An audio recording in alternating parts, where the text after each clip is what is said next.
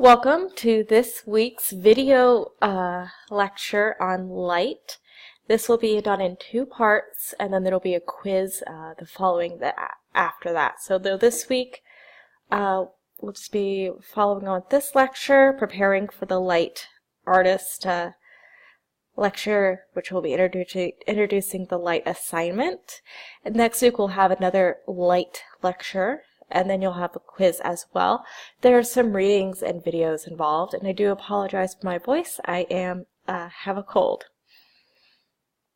So photography is all about light, and this quote from Ansel Adams: "Embrace light, admire it, love it, but above all, know light.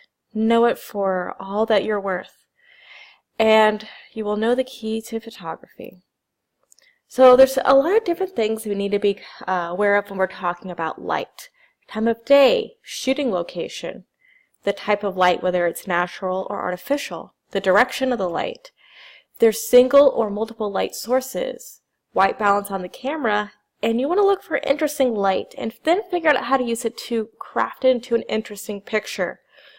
When you guys were talking about in your assignments, talking about on the discussion boards, what makes a good picture, and or what makes a photograph interesting, a lot of you talked about light and how to manipulate it.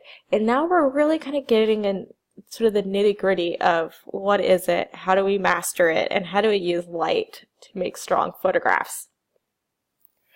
So I'd like to point out that you might all know the Earth rotates on an axis, and the time of year that we shoot is fairly important. So we have this diagram where it sort of demonstrates where the sun is in relation to the Earth. In some of your readings we'll talk about this further, but sort of how it is in relation. So there's a smaller area for the sun rays that are kind of poking through, and then they're in a larger area in December. So knowing time of year is really important to think about when you're shooting.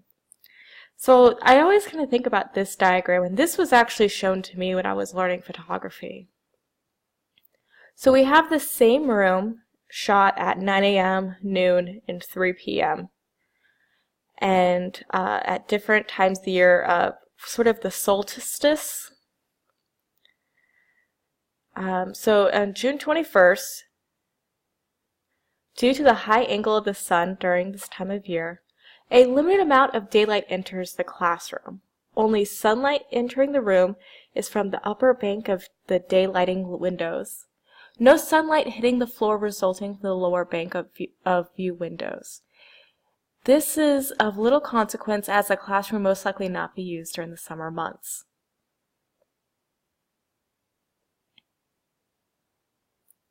So they have the kind of upper bank and lower bank. So March 21st and September 21st, which are spring and fall, during the equinoxes, the space is better lit by daylight than it is during the summer solstice. While the back corners of the classroom, the north wall, are still quite dark, the side walls, east and west walls, are fairly well lit during the day. Sunlight infiltrates and immediately the immediate third of the classroom next to the window bank through both the view windows and the daylight windows. December 21st, so due to the low angle of the sun, the space receives the most daylight during the winter solstice. While relatively dark in the morning reading, the later readings reveal the classroom is well illuminated. As you can see from the images, the west wall seems to glow during this state. The sunlight seems to be most dramatic at its most dramatic level of the year, hitting not only the floor, but also the east and west walls of the classroom. The sunlight infiltrates more of the classroom, which could be problematic for occupants. Now this is talking about sort of general occupancy of this room. And as you can see, during the day, the sun is moving, sort of adjusting, and also during the time of year. There's this great website, which this is a clickable link, which I'll also post on Canvas, It is sort of a day and night world map. This is really great to understand where the sun is in relation to where you are, and it's quite accurate. This was taken last Thursday. But sort of where the moon is and then where it kind of radiates out. It also will let you know when the sun is rising and setting. So it's sort of like a nice calculator to help you figure out when and how to shoot. This is another diagram. These are really key helpful. So this is the one day from 7 a.m. to 6 p.m., kind of starting from when the sun is rising to the sun is setting. So you can see how the quality of light changes.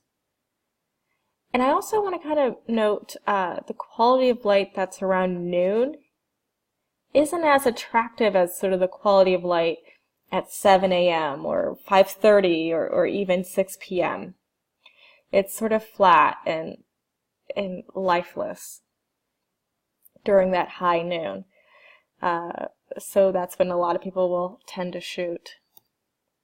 So I'm going to first talk about natural light. This will have variation during the day. You want to keep mindful of the time of day and the intention of the photograph when you're using natural light. This is light from the sun. You're going to be mindful of the direction, how the sun moves on the horizon, so the placement of the subject in relation to where the light is coming from is very important. You can see the relationship between highlights and shadows during natural light. So again, it's light that's from the sun. Benefits, it's available everywhere if you know how to use it, and there's the golden hour, the blue hour. There's a lot of really great times to shoot. And there's a lot of bad times to shoot. So we have this graph here. And this is sort of, we will talk about blue and blue hour, golden hour a little bit later. But we talk about some of the light colors. So if you're shooting midday, which a lot of people tend to do, they're like, oh, it's bright and sunny, let's go out and take photographs. And we've all done this before. We've noticed they're not that great.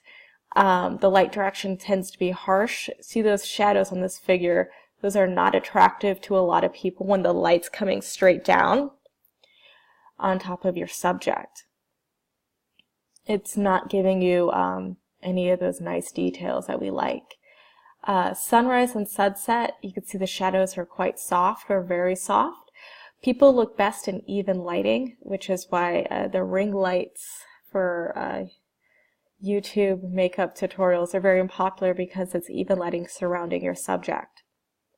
So kind of think about this when you're choosing to shoot in the time of day. And I know a lot of you do have jobs or other responsibilities, but shooting midday is typically the worst time to shoot.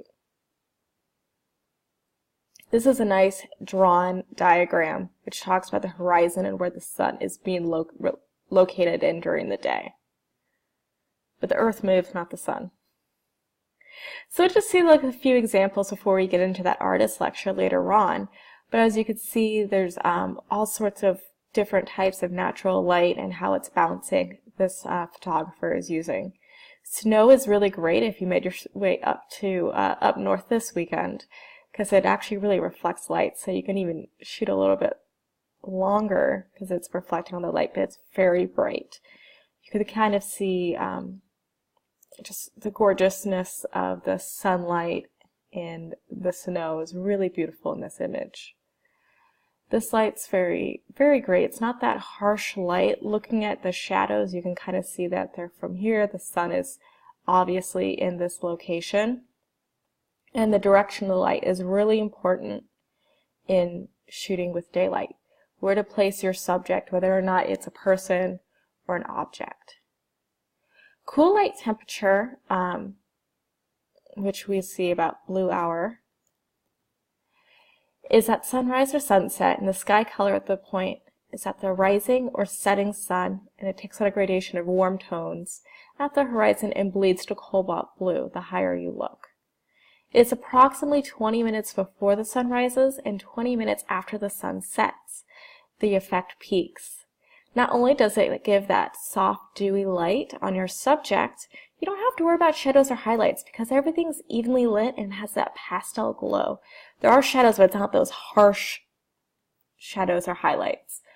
So In the evening, the blue hour will coincide with the end of civil twilight, just after the golden hour, and in the morning coincides with the initial part of civil twilight, occurring just before the golden hour.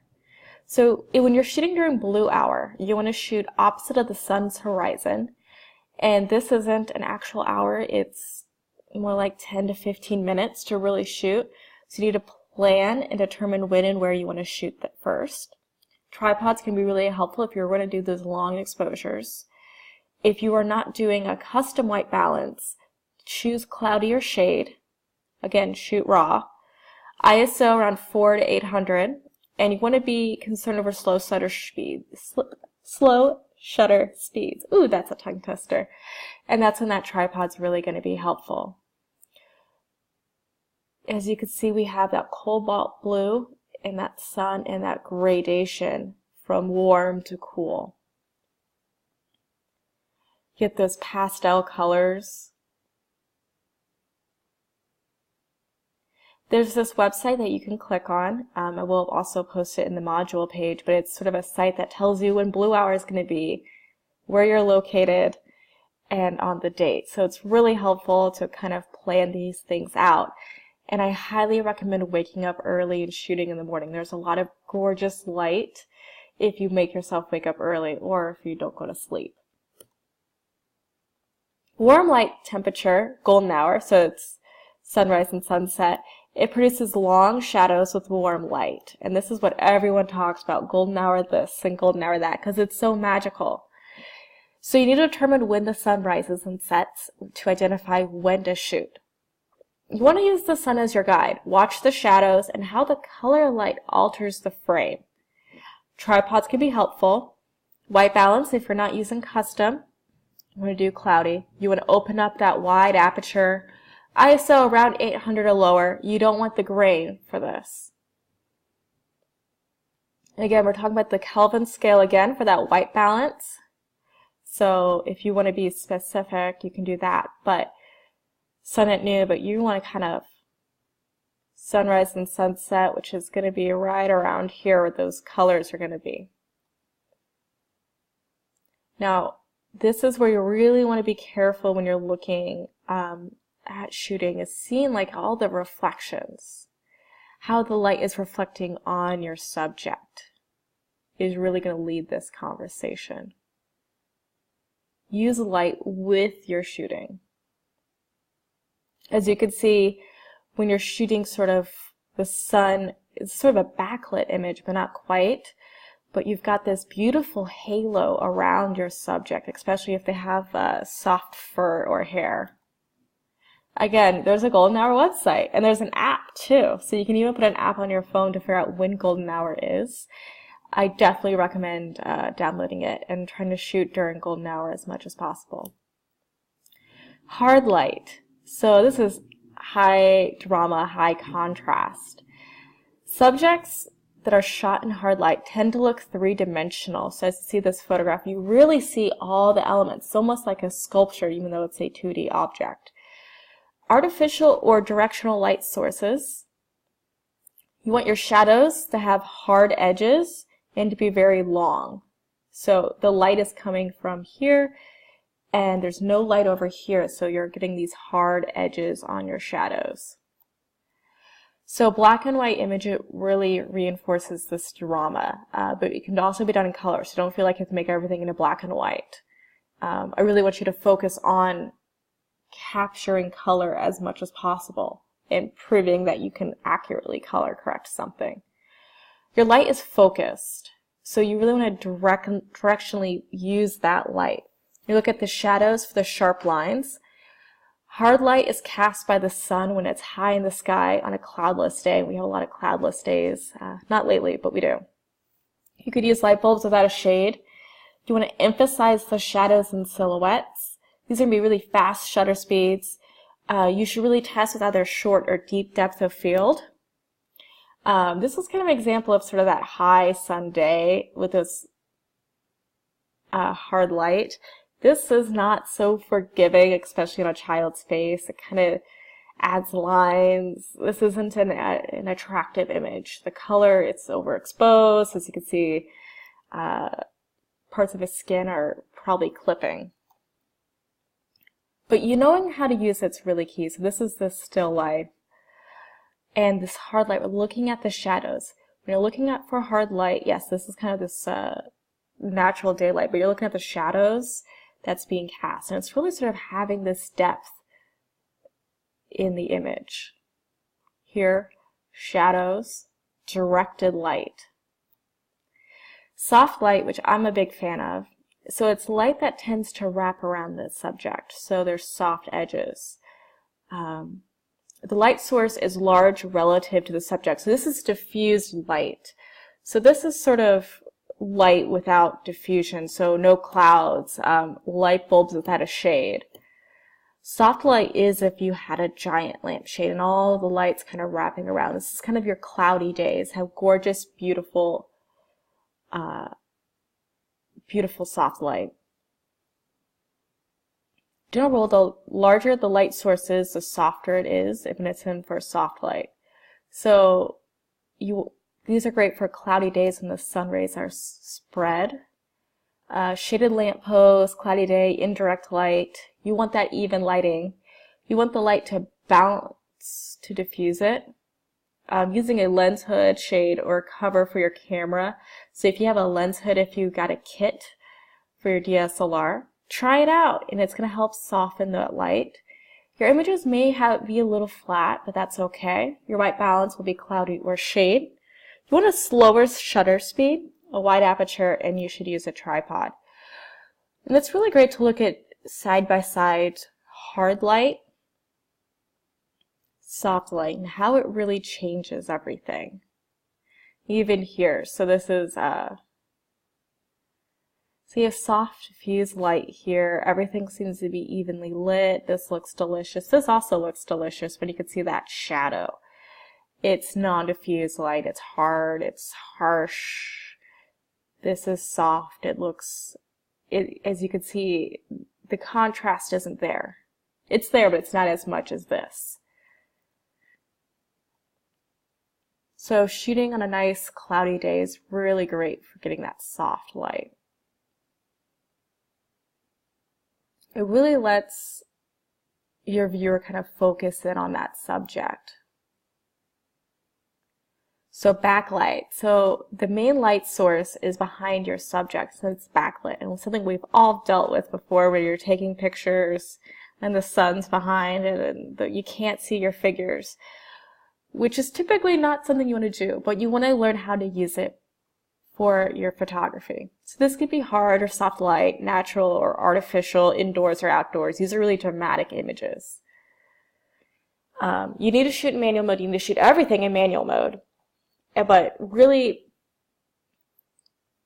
you're looking at the overall scene for exposure reading and not just the subject that's in front of you. The subject in front of you should be darker, more underexposed than the rest of the scene. I would say expose for the scene around the subject. The time of day is important. You want the light to lead the subject. So when that light's coming in through that window, and windows are really great for this, it's going to help you. You want the sun out of view to kind of handle correct exposure, or the light exposure. So have your subject right over that light. You want that fast shutter speed. So we can see we have this light coming in here, and this is sort of backlit because although the only light's coming from behind, and yes, everything's kind of here, but there's this sort of push and pull going on with the subject, so it's backlit. This would be like, oh, is this underexposed? But it's sort of this part's exposed. So these are harder to get a correct exposure, so you're really going to want to be key with how you let your light lead your subject. This is more of a traditional backlit image. Artificial light, which is really fun. It can be flashes, strobes, fluorescent, incandescent, nighttime photography, color casts, and they tend to have control over the image. So really you can have a lot of fun with this. We are not doing flash and strobes, so if you think you're going to use your flash on your camera or your strobes, we're not. We're going to try what's available to us. This is where you're playing around with this other light, white balance settings is going to be fun. You want to refrain from flash, emphasize artificial light. How can it lead you? Some indoor photography could be fun, manual settings. You want to adjust the white balance to the conditions, and your ISO is going to be higher. Allow the light to kind of lead the discussion. So this image has this like really ugly indoor yellow lighting, and it's disgusting light. It's icky. It's like inside of a mall that isn't popular. But allowing that light to lead this discussion on this image really kind of pulls the conversation. A lot of times you can find really kooky lights outside that really kind of make the image. So this is your first part of the artist lecture. This is sort of what's going to build the foundation for your assignment, which you'll have an artist lecture as well. But then next week we'll talk a little bit more in depth on how to modify light and how to control light. So go through the readings and on the other videos, and I'll see you next time.